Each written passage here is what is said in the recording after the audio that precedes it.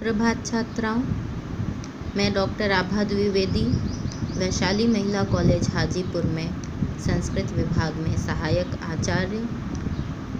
आज हम प्रमुख गद्य कवियों और उनकी रचनाओं के शीर्षक के अंतर्गत जो सबसे पहला नाम आता है जिस महाकवि का, उनका परिचय पढ़ेंगे।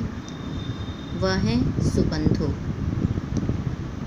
गद्य कवियों में सर्वप्रथम नाम सुबंधु का ही आता है।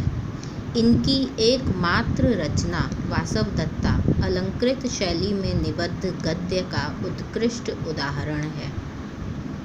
तो गद्य कवियों में जो सबसे पहला नाम आता है वह है सुबंधु का, क्योंकि पहले भी गद्य के उद्धरण मिलते थे, परंतु संपूर्ण रूप से काव्य के गुणों से सुसज्जित अलंकृत एक गद्य काव्य जो प्राप्त होता है सबसे पहला, वह है सुबंधु का वासवदत्ता।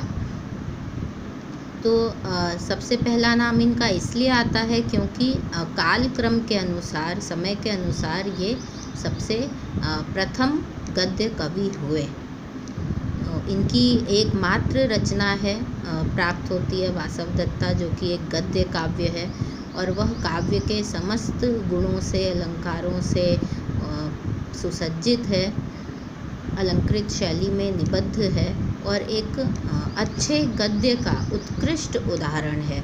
इनकी इस रचना से ही गद्य काव्य का आरंभ कहा जा सकता है कि इसके बाद और भी अधिक अच्छी रचनाएं होने लगी गद्य काव्य में। केवल एक रचना से ही इनकी ख्याति इतनी फैल गई और आज भी ये अपनी इस एक रचना के कारण ही याद किए जाते हैं, जाने जाते हैं, और आज भी इनका गद्य कवियों में सर्वप्रथम नाम आता है। इनके समय तथा स्थान का प्रामाणिक परिचय ज्ञात नहीं है। प्राचीन महाकवियों में या रचनाकारों में एक परंपरा रही कि वे जो भी काव्य रचते थे उसमें वे अपने विषय में कुछ भी नहीं कहते थे। कोई संकेत उनके विषय में, उनके कालक्रम के विषय में, जन्म स्थान, कर्म स्थान कुछ भी ज्ञात नहीं होता था। इसलिए जो उनकी रचनाएं हैं उनके आधार पर ही विद्वज्जन उनके कालक्रम का निर्णय करने का प्रयास करते हैं। तो ये भी उस परंपरा से अछूते नहीं रहे और इनके भी समय तथा स्थान का कोई प्रामाणिक परिचय ज्ञात नहीं होता है। बाणभट्ट ही केवल एक मात्र ऐसे कवि रहे, या बाणभट्ट से शुरुआत हुई ऐसा कह सकते हैं। इन्होंने अपना संपूर्ण परिचय, अपने पूर्वजों का भी परिचय, अपना परिचय, ये किस राज दरबार के कवि रहे, इन्होंने अपना संपूर्ण परिचय दिया है अपनी ग्रंथ में, गद्य काव्य में, जिसका नाम हर्षचरित है। परंतु उससे पहले महाकवि कालिदास हों, दंडी हों, सुबंधु हों, कोई भी कवि उठाकर देख लीजिए आप संस्कृत जगत के, उन्होंने अपने विषय में कोई भी प्रमाण या कोई भी जानकारी नहीं दी है।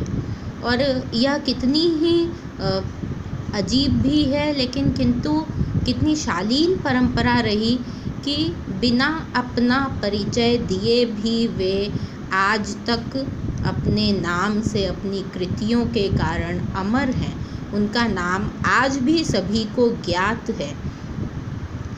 उनकी शायद ये मंशा रही होगी कि हम अपनी रचनाओं के द्वारा ही जाने जाएं। अपना जन्म, अपने माता पिता का नाम, ऐसा कोई परिचय किसी संस्कृत कवि ने नहीं दिया और केवल अपनी रचनाओं के बल पर ही वे अमर हो गए, प्रसिद्ध हो गए। तो चूँकि बाणभट्ट के द्वारा प्रशंसित किए जाने से ये बाण के पूर्ववर्ती सिद्ध होते हैं। तो बाणभट्ट ने अपनी रचना में इनकी प्रशंसा की है, सुबंधु की प्रशंसा की है। तो यह स्पष्ट ही है कि कोई दूसरे कवि अगर किसी कवि की प्रशंसा करते हैं तो निश्चय ही वह उनसे पहले हुए होंगे और उनकी रचना भी इतनी प्रसिद्ध हो गई होगी कि बाद का कवि उनकी अपने ग्रंथ में प्रशंसा कर रहा हो। तो जो कि बाणभट्ट ने इनकी प्रशंसा की है, इससे यह सिद्ध होता है कि ये बाण से तो पहले के थे। बाण जिस समय हुए उससे ये पूर्ववर्ती सिद्ध होते हैं सुबंधु। इन्होंने न्याय वार्तिक के रचयिता उद्योतकर का स्पष्ट संकेत किया है। इन्होंने अर्थात सुबंधु ने न्याय वार्तिक के जो रचयिता हैं उद्योतकर, उनका स्पष्ट उल्लेख किया है और कालिदास एवं वात्स्यायन का भी उल्लेख किया है अपने ग्रंथ वासवदत्ता में। तो इससे स्पष्ट है कि जब वे कामशास्त्र के रचयिता वात्स्यायन, कालिदास और न्याय वार्तिक के रचयिता उद्योतकर का संकेत करते हैं अपने ग्रंथ वासवदत्ता में, तो स्पष्टतः सुबंधु इनके बाद के हैं और बाण के पूर्ववर्ती हैं।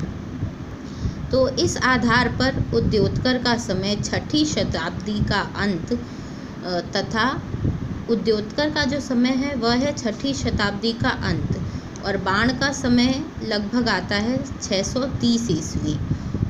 तो चूँकि ये उद्योतकर के बाद के हैं और बाण के पहले के हैं, तो हम सुबंधु का समय 600 ईस्वी के आसपास मान सकते हैं इनकी रचना के आधार पर, और जो प्रमाण हमारे पास समक्ष उपस्थित हैं उसके आधार पर इनका समय 600 ईस्वी के आसपास मानना उचित प्रतीत होता है।